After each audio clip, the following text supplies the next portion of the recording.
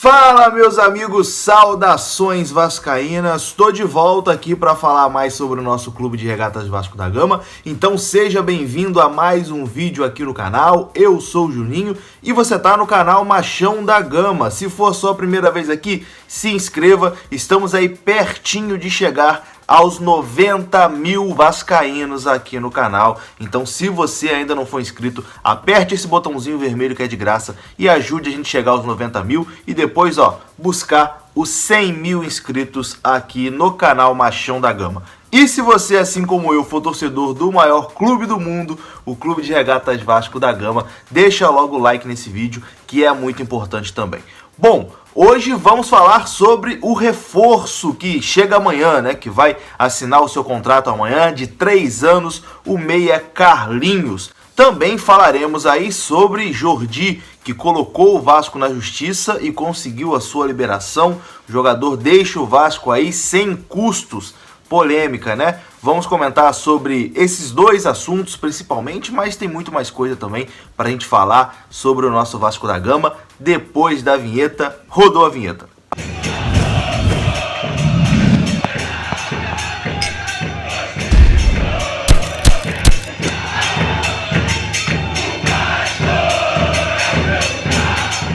Então bora lá, meus amigos, vamos começar mais um vídeo aqui no canal. Espero que você já seja um inscrito, espero também que você já tenha deixado o seu like, porque eu sei que lá no final do vídeo você vai esquecer.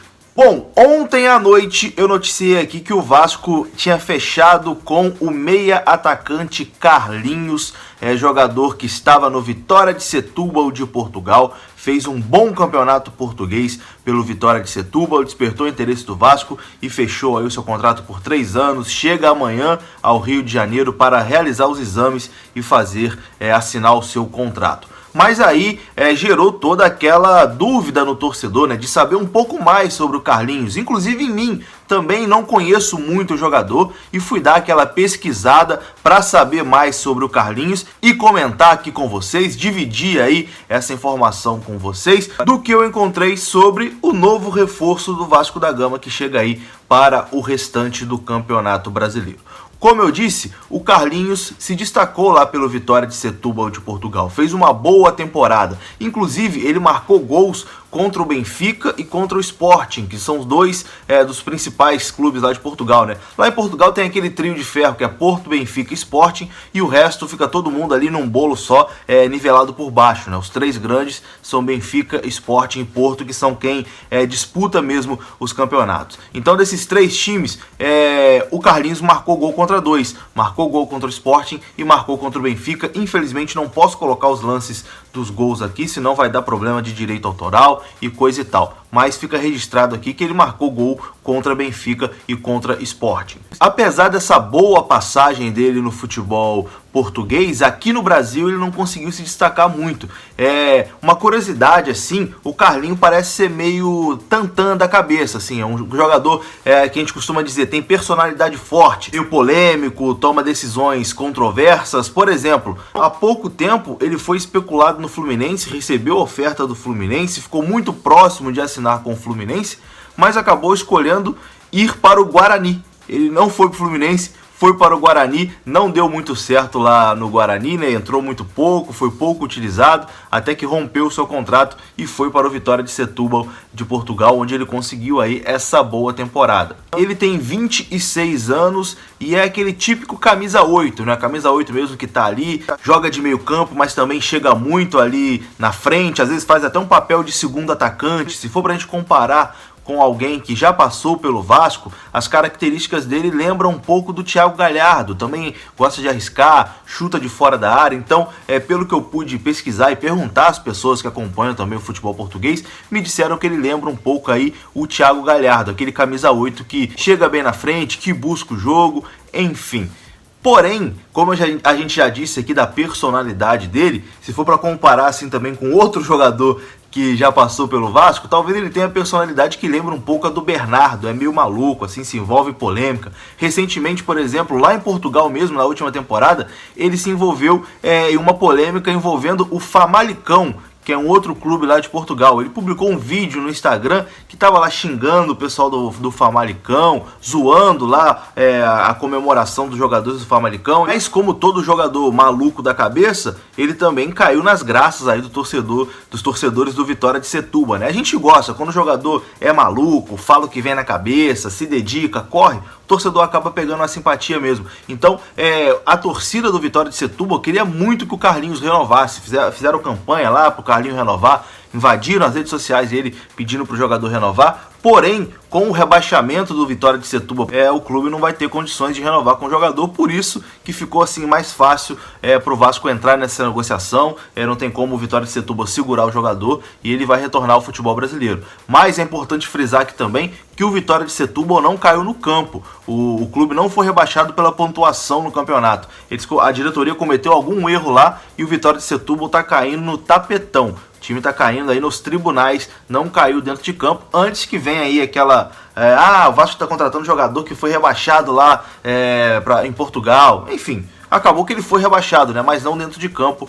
Foi uma cagada que o pessoal do Vitória de Setúbal fez e eles estão caindo no tapetão. Então é mais ou menos isso aí, o Carlinhos, né, o novo reforço do Vasco da Gama. Um camisa 8 que gosta de chegar na área, lembra um pouquinho aí as características do Thiago Galhardo, que passou recentemente aqui. Eu acho que é uma boa aposta, que vai ser bastante útil para esse time do Vasco no Campeonato Brasileiro. Só não concordo com o tempo de contrato. O Vasco deu 3 anos de contrato para o Carlinhos. Então é uma coisa que vai até tomar todo o tempo também da próxima gestão, né? A próxima diretoria que entrar, 3 anos. E aí, se o Carlinhos não for bem, o Vasco vai ter aí 3 anos de contrato com o jogador. Realmente assim não dá para entender por que um contrato tão longo. Acho que o ideal seria um contrato até o final do Campeonato Brasileiro com uma cláusula ali, ele foi bem, renova por mais 2. Eu acho que como é uma aposta, seria melhor um contrato assim, mas o Vasco não é muito bom em negociações, né? Acabou oferecendo aí 3 anos de contrato para Carlinho, que chega amanhã no Rio de Janeiro para assinar com o Vasco da Gama. É o novo reforço do Cruz Maltino. E mudando o assunto agora, vamos falar um pouco aqui também sobre Jordi, porque ontem à noite a gente foi surpreendido aí com a informação de que o Jordi entrou na justiça e conseguiu uma autorização para deixar o Vasco. Não é mais jogador do Vasco da Gama, o Jordi vai embora de graça. E aí eu acho que essa notícia a gente pode encarar de 2 formas. A primeira, tecnicamente, dentro de campo, na minha opinião, não vai fazer falta. O Jordi hoje é a 3ª opção no gol do Vasco. Tem o Fernando Miguel, tem o Lucão, que já ultrapassou ali o Jordi na hierarquia. E se bobear, o Alexander também já estava ultrapassando o Jordi nessa hierarquia. Então, o Jordi é um jogador que dificilmente seria titular do Vasco da Gama. Então, tecnicamente, não vai deixar saudade. O Vasco tem outras peças aí para repor o jogador.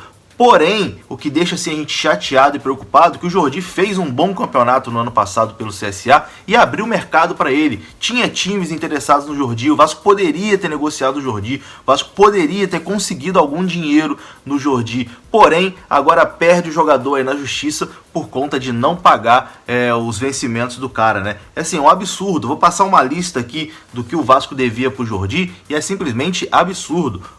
20 meses de FGTS, 13º de 2017, férias de 2017, uma parte do salário de dezembro de 2017, 13º de 2020, férias de 2020 e salários atrasados de 2020. Então, meu amigo, realmente aí bastante complicado, né? O Jordi decidiu procurar esse caminho aí e se desligar do Vasco da Gama. Só fica o alerta aqui pra gente não perder nenhum outro jogador, né? O Jordi tudo bem, não vai fazer muita falta, mas se a gente perder algum jogador do elenco titular aí por conta de salários atrasados, de FGTS não depositado, enfim, é um amadorismo que não tem como passar batido, né? Enfim, de toda forma causou estranheza o Jordi ter entrado na justiça assim do nada, porque recentemente ele estava até negociando uma renovação de contrato e aí do nada ele entrou na justiça e pediu a sua liberação.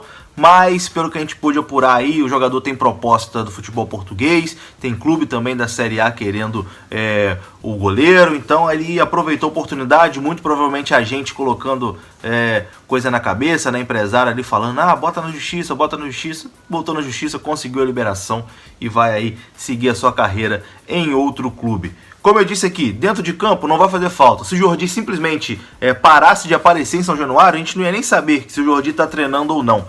Mas colocou o clube aí na justiça, conseguiu a sua liberação. Infelizmente o Vasco perde um ativo importante. Comente aí, deixe seu comentário, é importante. Deixe sua opinião aí sobre Carlinhos, sobre essa história do Jordi também. Comente aí, a sua opinião é muito importante. Eu vou ficando por aqui. Um bom domingo aí pra você. Obrigado pela sua audiência. Deixe seu like, se inscreva no canal. Tamo junto. Saudações vascaínas. Até a próxima.